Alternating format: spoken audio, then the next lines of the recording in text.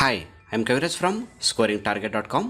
In today's session, we are going to learn the Happy Cure questions and answers for 9th standard students presented by ಕವಿರಾಜರಿಗೆ ಆತ್ಮೀಯ ವಿದ್ಯಾರ್ಥಿಗಳ ತಮ್ಮೆಲ್ಲರಿಗೂ ಇವತ್ತಿನ ತರಗತಿಗೆ ಸ್ವಾಗತ ಬಯಸ್ತಾ ಇವತ್ತಿನ ತರಗತಿಯಲ್ಲಿ ನಾವು 9ನೇ ತರಗತಿಯ ಮಕ್ಕಳಿಗಾಗಿ ಸಪ್ಲಿಮೆಂಟರಿ ರೀಡಿಂಗ್ನ ಎರಡನೇ ಪಾಠ ದ ಹ್ಯಾಪಿ ಕ್ಯೂರ್ ಈ ಪಾಠದ ಇಂಪಾರ್ಟೆಂಟ್ ಕ್ವೆಶ್ಚನ್ ಆನ್ಸರ್ಗಳನ್ನು ಡಿಸ್ಕಸ್ ಮಾಡೋಣ. ಈಗಾಗಲೇ 9ನೇ ತರಗತಿಯ ಎಲ್ಲ ಪಾಠಗಳು ಪದ್ಯಗಳ ಒಂದು ಸಾರಾಂಶದ ವಿಡಿಯೋ ಮತ್ತು ಪ್ರಶ್ನೋತ್ತರ ವಿಡಿಯೋಗಳನ್ನು ಮಾಡಿದ್ದೀನಿ. ಆ ಎಲ್ಲ ವಿಡಿಯೋಗಳನ್ನು ನೋಡಬೇಕಂದ್ರೆ ಅದರ ಲಿಂಕನ್ನು ಕಾಮೆಂಟ್ ಬಾಕ್ಸಲ್ಲಿ ಹಾಕಿರ್ತೀನಿ, ಸೊ ನೋಡ್ಬೋದು.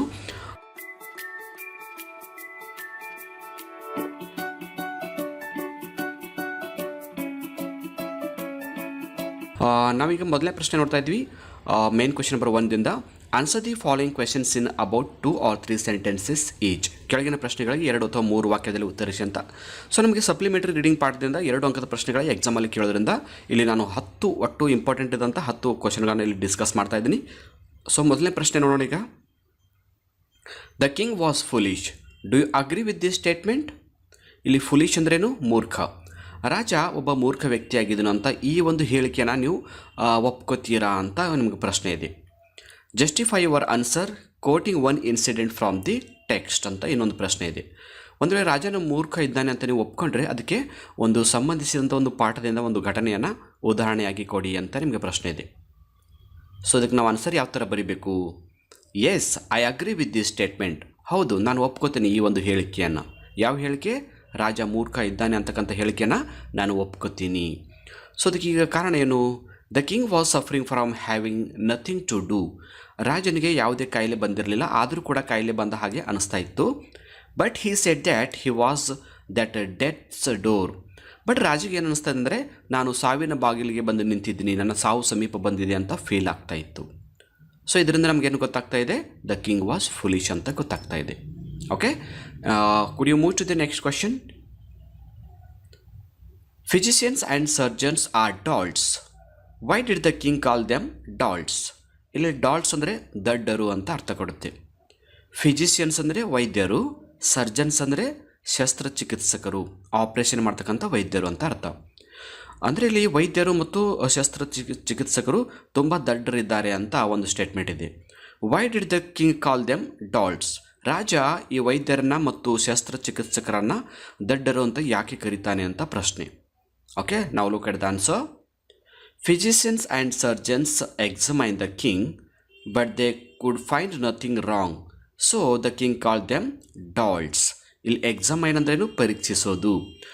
ವೈದ್ಯರು ಮತ್ತು ಶಸ್ತ್ರಚಿಕಿತ್ಸಕರು ರಾಜನನ್ನು ಪರೀಕ್ಷೆ ಮಾಡ್ತಾರೆ, ಬಟ್ ರಾಜನ ಹತ್ರ ಯಾವುದೇ ಕಾಯಿಲೆ ಕಂಡು ಬರಲಿಲ್ಲ, ಯಾವುದೇ ಕಾಯಿಲೆ ಇಲ್ಲ ಅಂತ ಅವರು ಹೇಳ್ತಾರೆ. ಅದರಿಂದ ಕೋಪಗೊಂಡು ರಾಜ ಏನು ಹೇಳ್ತಾನೆ? ಅವರೆಲ್ಲ ದಡ್ಡರು ಅಂತ ಹೇಳ್ತಾನೆ. Question 3, what did the simple women say to the king after she peered into his face? Peered ಅಂದ್ರೇನು? ಇಣುಕಿ ನೋಡೋದು. ಸೊ ರಾಜನ ಮುಖವನ್ನು ಇಣುಕಿ ನೋಡಿದ ನಂತರ ಆ ಒಂದು ಸಿಂಪಲ್ ಓಲ್ಡ್ ವುಮೆನ್, ಆ ಒಂದು ಹೆಣ್ಣುಮಗಳು ಏನು ಹೇಳಿದ್ರು ಅಂತ ಪ್ರಶ್ನೆ. The simple women say to the king that he was suffering from a strange and rare disease. Strange ಅಂದರೆ ಅಪರಿಚಿತ, ರೇರ್ ಅಂದರೆ ವಿಚಿತ್ರವಾದ, ಅಪರೂಪದ ಅಂತ ಅರ್ಥ ಕೊಡುತ್ತೆ. ಸೊ ಆ ಒಂದು ಸಿಂಪಲ್ ವುಮೆನ್ ಏನು ಮಾಡ್ತಾಳೆ? ರಾಜನ ಮುಖವನ್ನು ಸ್ವಲ್ಪ ಹೊತ್ತು ಇಣುಕಿ ನೋಡಿ ಆಮೇಲೆ ಹೇಳ್ತಾಳೆ ರಾಜನಿಗೆ ಒಂದು ವಿಚಿತ್ರವಾದ ಮತ್ತು ಅಪರೂಪವಾದ ಕಾಯಿಲೆ ಬಂದಿದೆ ಅಂತ ಹೇಳ್ತಾಳೆ. So rare and strange that no name was there it for it. So ನನಗೆ ಬಂದಂಥ ಕಾಯಿಲೆ ಎಷ್ಟು ವಿಚಿತ್ರ ಮತ್ತು ಎಷ್ಟು ಒಂದು ವಿರಳವಾಗಿದೆ ಅಂದರೆ ಅದಕ್ಕೆ ಯಾವುದೇ ಹೆಸರು ಕೂಡ ಇಲ್ಲ ಅಂತ ಆ ಒಂದು ಹೆಣ್ಮಗಳು ರಾಜನನ್ನು ಉದ್ದೇಶಿಸಿ ಹೇಳ್ತಾಳೆ. Move to the next question. Question number 4, you will be cured instantly. Instantly ಅಂದರೆ ಬೇಗನೆ, ಕ್ಯೂರ್ಡ್ ಅಂದರೆ ವಾಸಿಯಾಗೋದು. ನಿನ್ನ ಕಾಯಿಲೆ ಬೇಗ ವಾಸಿಯಾಗುತ್ತದೆ ಅಂತ said the simple old women. What was the cure suggested? So ಇಲ್ಲಿ ಆ ಸಿಂಪಲ್ ಓಲ್ಡ್ ವುಮೆನ್ ರಾಜನನ್ನು ಉದ್ದೇಶ ಹೇಳ್ತಾಳೆ ನಿನ್ನ ಕಾಯಿಲೆ ಬೇಗ ವಾಸಿಯಾಗುತ್ತದೆ ಅಂತ. ಸೊ ಯಾವ ಒಂದು ಪರಿಹಾರವನ್ನು ಅವಳು ಸೂಚಿಸಿದಳು ಅಂತ ಪ್ರಶ್ನೆ. Answer, the simple women suggested the king to sleep but one night in the shirt of a happy man and he will be cured instantly. So ಆ ಹೆಣ್ಣು ಮಗಳು ಯಾವ ಒಂದು ಸಲಹೆಯನ್ನು ಕೊಡ್ತಾಳೆ ಅಂದರೆ ರಾಜನಾದವನು ಸಂತೋಷದಿಂದ ಇರ್ತಕ್ಕಂಥ ವ್ಯಕ್ತಿಯ ಒಂದು ಶರ್ಟನ್ನು ಒಂದು ರಾತ್ರಿ ಹಾಕ್ಕೊಂಡು ಮನ್ಕೊಂಡ್ರೆ ಆತ ಬೇಗ ಗುಣಮುಖನ ಆಗ್ತಾನೆ ಅಂತ ಒಂದು ಸಲಹೆಯನ್ನು ಆ ಓಲ್ಡ್ ವುಮೆನ್ ಕೊಟ್ಟಳು. ಈಗ 5ನೇ ಪ್ರಶ್ನೆಗೆ ಹೋಗೋಣ. Why did the soldiers and courtiers messengers and heralds have to travel far and wide. ಇಲ್ಲಿ ಸೋಲ್ಜರ್ಸ್ ಅಂದರೆ ಸೈನಿಕರು, ಕೋರ್ಟಿಯರ್ಸ್ ಅಂದರೆ ಆಸ್ಥಾನಿಕರು, ಮೆಸೆಂಜರ್ಸ್ ಅಂದರೆ ಮಾಹಿತಿ ದೂತರು, ಹೆರಾಲ್ಡ್ಸ್ ಅಂದರೆ ಪ್ರತಿನಿಧಿಗಳು. ಸೊ ಇವರೆಲ್ಲ ತುಂಬ ದೂರ ಹೋಗಿ ಪ್ರಯಾಣವನ್ನು ಮಾಡ್ತಾರೆ. ಯಾಕೆ ಅಂತ ಪ್ರಶ್ನೆ. Answer: the soldiers and courtiers, messengers and heralds have to travel far and wide to bring the king back the shirt of a happy man. So ಸೈನಿಕರು, ಆಸ್ಥಾನಿಕರು, ಮಾಹಿತಿ ದೂತರು ಮತ್ತು ನಾಯಕರು, ಪ್ರತಿನಿಧಿಗಳು ಇವರೆಲ್ಲ ತುಂಬ ದೂರದ ಪ್ರದೇಶಗಳಿಗೆ ಪ್ರಯಾಣವನ್ನು ಬೆಳೆಸ್ತಾರೆ. ಯಾಕಂದರೆ ಆ ರಾಜನಿಗಾಗಿ ಒಂದು ಸಂತೋಷದಿಂದ ಇರ್ತಕ್ಕಂಥ ವ್ಯಕ್ತಿಯ ಶರ್ಟನ್ನು ತಂದುಕೊಡೋ ಸಲುವಾಗಿ ಅವರು ಪ್ರಯಾಣವನ್ನು ಬೆಳೆಸಿರ್ತಾರೆ. Okay, I think you understand this question. Move to the sixth question. I sing from joy said the stranger. So ಅಪರಿಚಿತ ವ್ಯಕ್ತಿ ಹೇಳ್ತಾನೆ, ನಾನು ಸಂತೋಷದಿಂದ ಹಾಡನ್ನು ಹಾಡ್ತಾ ಇದ್ದೇನೆ ಅಂತ. Why do you think the stranger sang from joy? ಯಾಕೆ ಆ ಒಬ್ಬ ಅಪರಿಚಿತ ವ್ಯಕ್ತಿ ಸಂತೋಷದಿಂದ ಹಾಡನ್ನು ಹಾಡ್ತಾ ಇದ್ನು ಅಂತ ಪ್ರಶ್ನೆ. Answer: the stranger shed that he loved his fellow men. So ಯಾಕೆ ಆ ವ್ಯಕ್ತಿ ಸಂತೋಷದಿಂದ ಹಾಡ ಹಾಡ್ತಿದ್ದಂದರೆ ಆತನು ತನ್ನ ಜೊತೆಗಾರರಿಗೆ ಯಾವಾಗಲೂ ಪ್ರೀತಿಯಿಂದ ಕಾಣ್ತಾ ಇದ್ದನು. He owned little but and wanted less.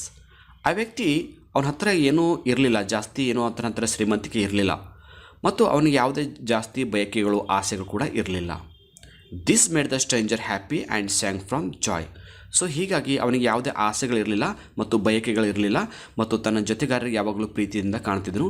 ಈ ಗುಣಧರ್ಮದಿಂದಾಗಿ ಆತ ಯಾವಾಗಲೂ ಸಂತೋಷದಿಂದ ಇರ್ತಿದ್ದ ಮತ್ತು ಸಂತೋಷದಿಂದ ಹಾಡನ್ನು ಹಾಡ್ತಿದ್ನು ಅಂತ ಆ ಒಬ್ಬ ಅಪರಿಚಿತ ವ್ಯಕ್ತಿ ತನ್ನ ಬಗ್ಗೆ ಹೇಳ್ಕೊತಾನೆ. ನಾವೀಗ ಮುಂದಿನ ಪ್ರಶ್ನೆಗೆ ಹೋಗೋಣ. ಇನ್ನೂ 4 ಪ್ರಶ್ನೆಗಳಿವೆ. Question 7. Why did the king hang his head in shame? Shame ಅಂದರೆ ನಾಚಿಕೆಯಿಂದ ಅಥವಾ ಪಶ್ಚಾತ್ತಾಪದಿಂದ. ಹ್ಯಾಂಗ್ ಅಂದ್ರೇನು? ತಲೆ ಬಗ್ಗಿಸೋದು. What did he resolve afterwards? Resolve ಅಂದರೆ ಸಮಸ್ಯೆಗೆ ಪರಿಹಾರ ಕಂಡುಕೊಳ್ಳೋದು. ಆಫ್ಟರ್ ವರ್ಡ್ಸ್ ಅಂದರೆ ಆನಂತರ. ಸೊ ರಾಜ ಕೆಲವು ಹೊತ್ತು ತನ್ನ ತಲೆಯನ್ನು ತಗ್ಗಿಸಿ ನಾಚಿಕೆಯಿಂದ ಕೂಡ್ತಾನೆ. ಯಾಕೆ? ಆನಂತರ ಆತ ಯಾವ ಒಂದು ಪರಿಹಾರವನ್ನು ಕಂಡುಕೊಂಡನು ಅಂತ 2 ಪ್ರಶ್ನೆ.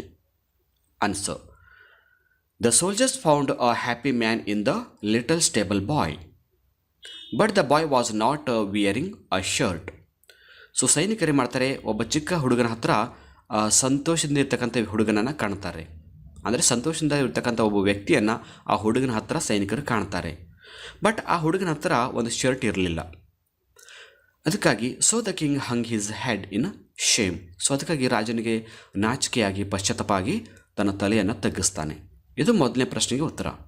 ಸೊ ಆ ನಂತರ ಆತ ಯಾವ ಪರಿಹಾರವನ್ನು ಕಂಡುಕೊಂಡನು ಅಂತ ಇನ್ನೊಂದು ಪ್ರಶ್ನೆ ಇದೆ. ಸೊ ಅದಕ್ಕೆ ಉತ್ತರ ಏನು ಬರೀಬೇಕು? He resolve then to become a good king. So ಅಂದಿನಿಂದ ಆತ ಒಳ್ಳೆಯ ರಾಜನಾಗಿ ಬದುಕಲು ಪ್ರಯತ್ನವನ್ನು ಪಡ್ತಾನೆ. To help people and to rule well.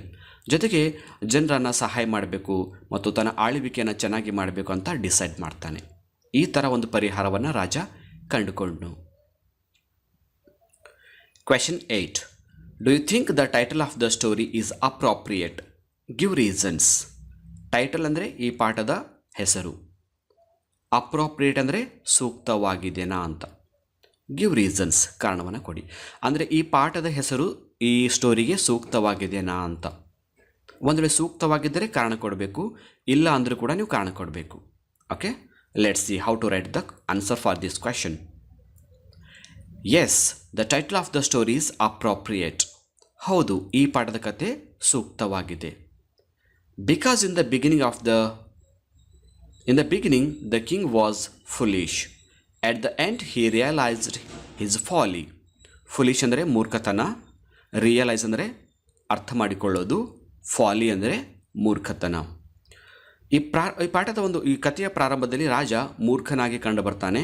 So ಕೊನೆಗೆ ತನ್ನ ತಪ್ಪಿನ ಅರಿವಾಗಿ, ತನ್ನ ಒಂದು ಮೂರ್ಖತನದ ಅರಿವಾಗಿ ಆತ ಪರಿವರ್ತನೆಯನ್ನು ಹೊಂದ್ತಾನೆ.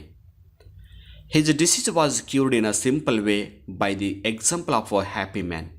ಆತನ ಒಂದು ಕಾಯಿಲೆಯನ್ನು ಒಬ್ಬ ಸರಳವಾದ ವ್ಯಕ್ತಿಯ ಸಂತೋಷವನ್ನು ಕಂಡು ಪರಿಹಾರ ಮಾಡ್ತಕ್ಕಂಥ ಒಂದು ಪ್ರಯತ್ನವನ್ನು ಇಲ್ಲಿ ಮಾಡಲಾಗುತ್ತದೆ.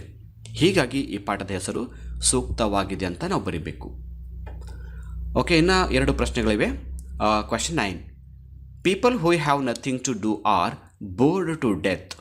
Explain this statement.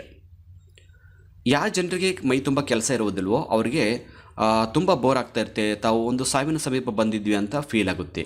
ಆದರೆ ಈ ಒಂದು ಸ್ಟೇಟ್ಮೆಂಟನ್ನು ಎಕ್ಸ್ಪ್ಲೇನ್ ಮಾಡಿ ಬರೀರಿ ಅಂತ ಒಂದು ಮಾತಿದೆ.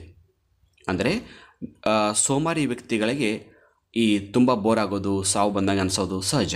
ಓಕೆ, ಅದ್ರ ಬಗ್ಗೆ ನಾವು ವಿವರಿಸಿ ಬರೀಬೇಕು. Look at the answer. People who have nothing to do are always doing some useless work. So ಯಾವ ವ್ಯಕ್ತಿಗೆ ಮೈ ತುಂಬ ಕೆಲಸ ಇರೋದಿಲ್ವೋ ಅವರು ಯಾವಾಗಲೂ ನಿರುಪಯುಕ್ತವಾದ ಕೆಲಸಗಳಲ್ಲಿ ತೊಡಗ್ತಾರೆ. They act foolishly about various things. ಅವ್ರು ಯಾವಾಗಲೂ ಒಂಥರ ಮೂರ್ಖರ ಥರ ಆ್ಯಕ್ಟನ್ನು ಮಾಡ್ತಾ ಇರ್ತಾರೆ, ಯಾಕಂದರೆ ಅವ್ರಿಗೆ ಯಾವುದೇ ಕೆಲಸ ಇರೋದಿಲ್ಲ. People get confused with them. So ಇಂಥ ಸೋಮಾರಿಗಳ ವ್ಯಕ್ತಿಗಳ ಜೊತೆಗೆ ಸಾಕಷ್ಟು ಜನ ಕನ್ಫ್ಯೂಸ್ ಆಗ್ತಾರೆ, ಅವ್ರ ಜೊತೆ ಹ್ಯಾಂಗೆ ಇರಬೇಕು ಅನ್ನೋದ್ರ ಬಗ್ಗೆ. They couldn't solve their problems easily. So ಇಂಥ ಮೂರ್ಖರು ಯಾವಾಗಲೂ ತಮ್ಮ ಸಮಸ್ಯೆಯನ್ನು ಪರಿಹಾರ ಮಾಡ್ಕೊಳ್ಳೋಕ್ಕೆ ಅವರಿಂದ ಆಗೋದಿಲ್ಲ. So people who have nothing to do are bore to death. So ಅದಕ್ಕಾಗಿ ನಾವು ಹೇಳ್ಬೋದು, ಯಾವ ಜನರಿಗೆ ಮೈ ತುಂಬ ಕೆಲಸ ಇರುವುದಿಲ್ಲೋ ಅವರಿಗೆ ಯಾವಾಗಲೂ ತುಂಬ ಬೋರ್ ಆಗ್ತಾ ಇರುತ್ತೆ ಮತ್ತು ಸಾವು ಬಂದಿದೆ ಅಂತ ಫೀಲ್ ಆಗುತ್ತೆ. Okay, last question of the lesson. Suggest another title to the story. So ಈ ಪಾಠಕ್ಕೆ ಇನ್ನೊಂದು ಹೆಸರನ್ನು ಸಜೆಸ್ಟ್ ಮಾಡಿ, ಸಲಹೆಯನ್ನು ಕೊಡಿ ಅಂತ. ಸೊ ಈ ಪಾಠಕ್ಕೆ ನೀವು ಇನ್ನೂ ಯಾವ ಹೆಸರನ್ನು ಕೊಡ್ಬೋದು ಅಂತ ನಿಮ್ಮೊಂದು ಗೆಸ್ ಮೇಲೆ ಒಂದು ಪ್ರಶ್ನೆ ಇದೆ. Answer: I like the title of the story. We may also suggest titles as following. ಈಗಾಗಲೇ ಈ ಪಾಠದ ಹೆಸರು ಏನಿದೆ ಅದು ನನಗೆ ತುಂಬ ಇಷ್ಟ ಆಗಿದೆ, ಆದರೂ ಕೂಡ ಕೆಲವೊಂದು ಪಾಠದ ಹೆಸರುಗಳನ್ನ ನಾವು ಈ ಥರ ಕೂಡ ಇಡ್ಬೋದು ಅಂತ ನಾನು ಸಜೆಸ್ಟ್ ಮಾಡ್ತೀನಿ. ಸೊ ಈ ಪಾಠಕ್ಕೆ ನಾವು ಮತ್ತೆ ಯಾವ ಹೆಸರು ಇಡ್ಬೋದು? 1. The happy man's shirt. ಸಂತೋಷದಿಂದ ಇರತಕ್ಕಂಥ ವ್ಯಕ್ತಿಯ ಅಂಗಿ. 2. Simple cure of simple women. ಸರಳವಾದ ಪರಿಹಾರ ಸರಳವಾದ ಮಹಿಳೆಯಿಂದ. 3. The foolish king. ಮೂರ್ಖ ರಾಜ. 4. Desire is the source of misery. ಆಸೆಯೇ ದುಃಖಕ್ಕೆ ಮೂಲ ಕಾರಣ. ಸೊ ಈ ಥರ ನೀವು ಯಾವುದಾದ್ರೂ ಒಂದು ಟೈಟಲನ್ನು ಕೂಡ ಬರಿಬೋದು. ನಾನು ಇಲ್ಲಿ 4 ಟೈಟಲ್ಗಳನ್ನು ಕೊಟ್ಟಿದ್ದೀನಿ, ನಿಮ್ಗೆ ಯಾವುದು ಸೂಕ್ತ ಆಗುತ್ತೆ ಅದನ್ನು ಕೂಡ ನೀವು ಓದ್ಕೋಬೋದು. ಸೊ ಆತ್ಮೀಯ ವಿದ್ಯಾರ್ಥಿಗಳ, ಇಲ್ಲಿವರೆಗೆ ದ ಹ್ಯಾಪಿ ಕ್ಯೂರ್ ಲೆಸನ್ನಿಂದ ಬರ್ತಕ್ಕಂಥ ಎಲ್ಲ ಇಂಪಾರ್ಟೆಂಟ್ ಕ್ವಶನ್ಗಳನ್ನು ಡಿಸ್ಕಸ್ ಮಾಡಿದ್ವಿ. ಈ ಕ್ವಶನ್ ಆನ್ಸರ್ಗಳನ್ನ ನೀವು ಡೌನ್ಲೋಡ್ ಮಾಡ್ಕೋಬೇಕಂದ್ರೆ ಅದರ ಲಿಂಕನ್ನು ಕಾಮೆಂಟ್ ಬಾಕ್ಸಲ್ಲಿ ಹಾಕಿರ್ತೀನಿ. ಸೊ ಡೌನ್ಲೋಡ್ ಮಾಡ್ಕೊಳ್ಳಿ. ಇವತ್ತಿನ ವೀಡಿಯೋ ನಿಮ್ಗೆ ಹೇಗೆ ಅನಿಸ್ತು ಅನ್ನೋತಕ್ಕಂಥ ನಿಮ್ಮ ಅನಿಸಿಕೆ ಮತ್ತು ಅಭಿಪ್ರಾಯಗಳನ್ನು ಕಾಮೆಂಟ್ ರೂಪದಲ್ಲಿ ಕೊಡಿ. ಈ ವಿಡಿಯೋ ಇಷ್ಟ ಆದರೆ ಒಂದು ಲೈಕ್ ಮಾಡಿ ಮತ್ತು ನಿಮ್ಮ ಫ್ರೆಂಡ್ಸ್ ಗ್ರೂಪಲ್ಲಿ ಶೇರ್ ಮಾಡ್ಕೊಳ್ಳಿ ಅಂತ ಹೇಳ್ತಾ ಈ ಕ್ಲಾಸನ್ನು ಇಲ್ಲಿಗೆ ಎಂಡ್ ಮಾಡ್ತಾ ಇದ್ದೀನಿ. So thank you all for watching the video. If you like the video, subscribe to our channel to get more videos. Thank you all.